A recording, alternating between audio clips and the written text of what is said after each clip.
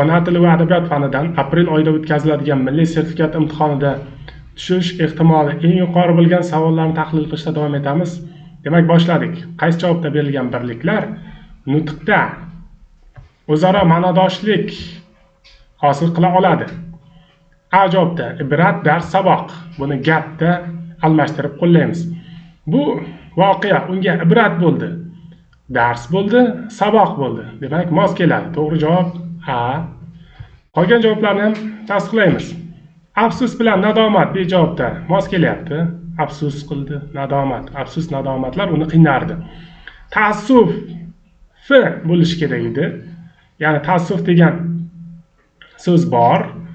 O'sha afsus, nadomat degan. Bu yerda B borligi uchun bu javob xato bo'ladi. Taassuf degani ergashish, qanot degani. C javobda afzal, ortiq, a'lo. Xo'sh, ortiq bilan a'lo bo'ladi. Menga xorijdan ko'ra O'zbekiston a'lo, O'zbekiston ortiq desak bo'ladi, lekin afzal bo'lmaydi. Afzal bu otning sozi. Afzal degan so'z bo'lardi. Shuning uchun bu ham xato. D javobda gapdon bilan sergap bo'ladi. Sinonim. Gapdon bola, sergap bola. Lekin naynov bola desak bu naynov uzun degan, daroz degan. Shuning uchun xato bo'ladi. C javobda mana afzal xato, D'da naynov. Mutlaq to'g'ri javob A. Instagram sahifamga qo'shilishni unutmang.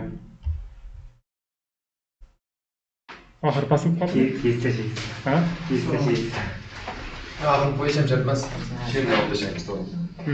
To'g'ri javob A degan joygacha qoladi, qolganiga. 1000 marta ko'rilib qo'ygan.